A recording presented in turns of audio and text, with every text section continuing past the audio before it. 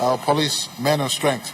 6,300 policemen against a backdrop of over 12 million people is a ratio disproportionate.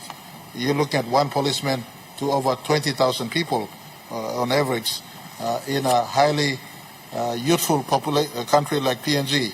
This ratio is imbalanced, and we're working to ensure we ramp up training. I want to give assurance to this House. Training will not be like an academic calendar year training where you start training in March and you finish in September. We want to have training that is running all the time. In Bomana, we're looking at co-opting the officers cadet training program in Ley as well as Bomana, and opening up training, short-term training, long-term training. And I want to give assurance our partnership with, I think his next question asked. He asked the seventh question, what level of resource, financial and equipment and manpower has been expended and deployed so far, or has been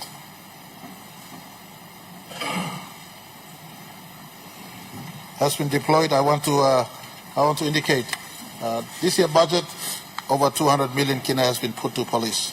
Last year budget over 200 million kina has been given to police.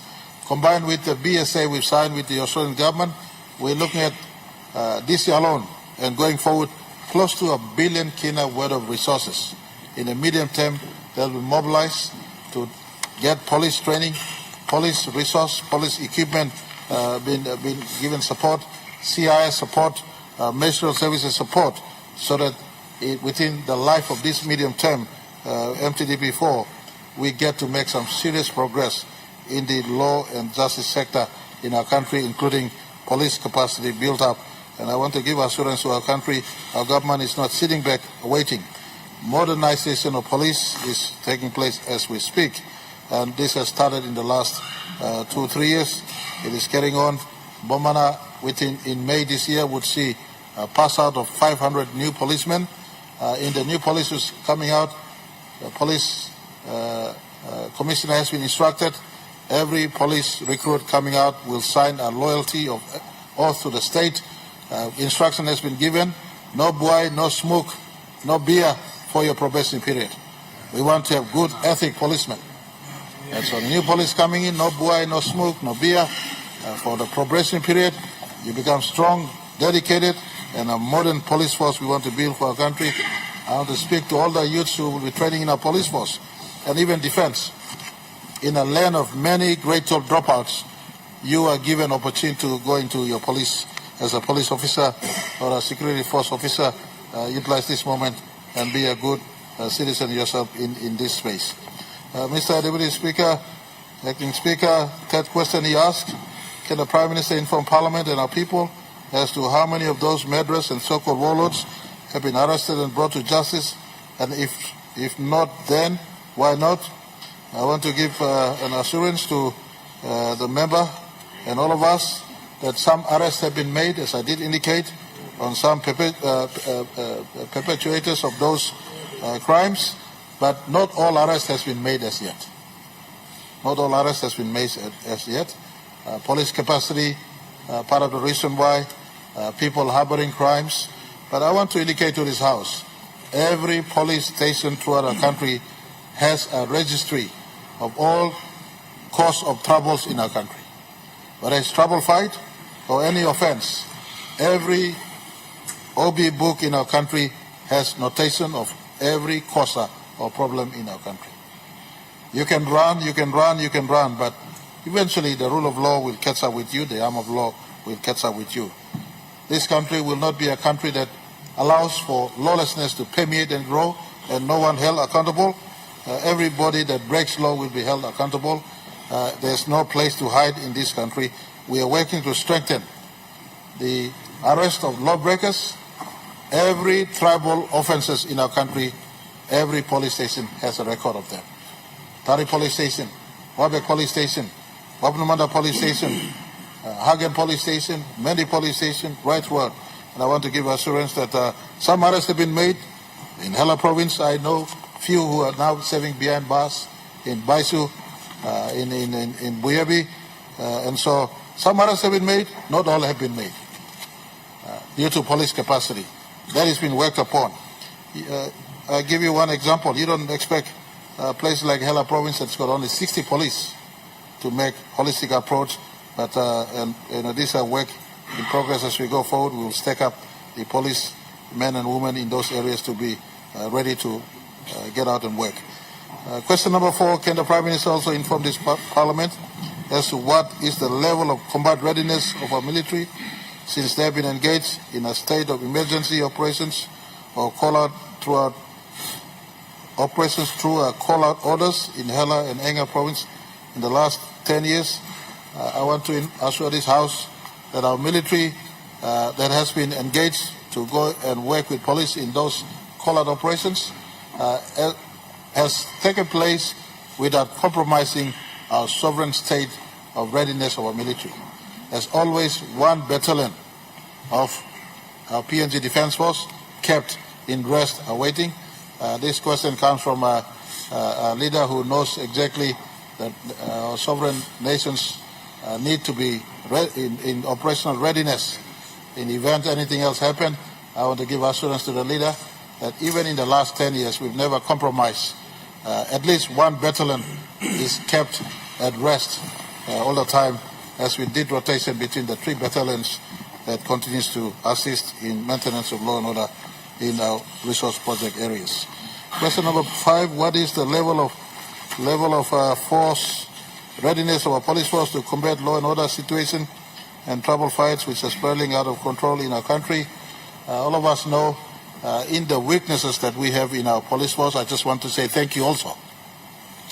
I want to say thank you also to members of our mobile squad, especially. Even in the middle of the night when they are called for duty, they are uplifted from their post or post of residency. They are uplifted from New Guinea Islands into the Highlands, or from Highlands into the New Guinea Islands, or into Port Moresby. They are always being moved in response to their call for duty. I want to say thank you to all our mobile squad members too, in any case. Sometimes we accuse them, we complain on them, but in the middle of absence of resourcing, absence of stronger support, they also move at fast pace where call of duty demands them. So having said this, I just want to thank them, but there are a lot of room for improvement. There are a lot of room for improvement. Our police commissioner has been given to task to ensure that our Royal PNG Constabulary, not just at the mobile response unit level, but the total police constabulary is stepped up to prepare to be force ready all the time for call of duty. We saw in the January 10th mayhem, when one command falls down, mayhem does take place, and lessons learned, interventions are being made to ensure police don't repeat this sort of situation. Question number 6, what is the state level of operation readiness for both police and military? Police and military properly trained and resourced to combat and attend to those operational duties. I think in my earlier responses, I've been able to fill in some of these answers. I want to say substantial resources are being allocated to our police today as I speak. We'll be co-opting Defence Force to work with police in terms of response to our domestic security issues going forward also. And our partnership with USA in the Defence Cooperation, our partnership with Australia in the bilateral security agreement also is meant to assist up in the upskills. Question number 7, it will be unfair of me not to complete all the questions. What level of resource, finance and equipment and manpower has been expanded and deployed throughout the country, and especially in Hela and Enga province? Mr. Acting Speaker, I want to ask if this requires detailed information for me. He asked this question for me to look into deeper what level of resource has been deployed for special operations. If I could ask this Parliament, I reserve the right to answer to this later. But having said this, reference made to Hela province and Enga, should I add on Southern Highlands? Needless to remind us the need to protect state assets in those provinces our economy needs them. Last year alone, PNG, LNG, the value for return to our economy is anywhere between 5 billion kina to 7 billion kina. Tax revenue alone was almost 4 billion kina. And so it is in state interest to not just protect the provinces, but the important national assets we have up there in those provinces. Question number 8, what is the government overall strategy to plan to stop and end the murderers and warlords infiltrating in the other provinces and towns? We're working with city municipals, city authority, and like for instance in Port Moresby, our National City Capital District Commission under the words of Governor Pakop is introducing a Vagrancy Act amendment. We work with city municipals to ensure proper NID-based living in our city gets to be arrived upon. We know what is happening in city. We want to put safe city camera and to ensure that Port Moresby is safer for all of us. And we can pinpoint easily if a lawbreaker, warlord, murderer has come to the city. We can pick him up, arrest him, and give him what is rightfully the penalties that he or she deserves. I want to his recommendation in question number 9 on a special ministry for border security. I want to answer that we have looked at that proposal. That proposal is still there, but we rather in the first instance, we're establishing with the police commissioner a special elite police force unit. Over 200 has been picked. They're undergoing basic training. They'll be doing advanced training for a quick response to attend to needs, especially trouble-fight areas. A special police force is being assembled. They'll be working with the Australian Special Police Unit, trained, ready, prepared to attend to these sort of situations when need arise going forward. Mr. Speaker, suffice to say, I think I've answered most of the questions, if not all the questions. I do apologize if I had taken much of your time. Thank you. Honourable members, I have to inform Parliament that the Honourable Lutawenge MP, provincial member for Morobe, has proposed that a definite matter on public importance be submitted to the Parliament for discussing, namely, lawlessness and violence at Wapenamanda, Enga Province, and other parts of Papua New Guinea. In accordance with the Standing Order 109.4, the proposed discussion must be supported by 9 members, including the proposer, rising in their places. I'll ask the proposer and the 9 signatories to the motion to stand.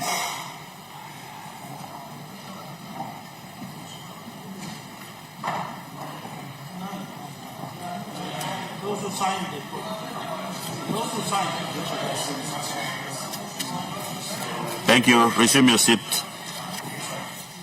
Resume your seat.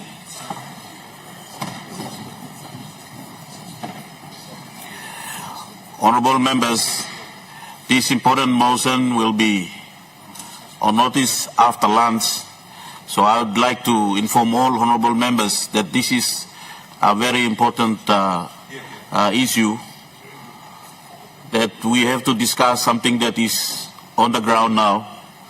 We will not be quiet of what is happening. The Parliament must take precedence by debating such important motion. Therefore, I appeal to all members that the Parliament will suspend for lunch and we resume at 2 o'clock, and I ask all members to be here at 2 o'clock so that we debate on this important motion raised by the provincial member for Morobe. Honourable members, I like to suspend Parliament for lunch to allow for the committee to sit in regard to the motion. Parliament now adjourned for lunch until 2 o'clock.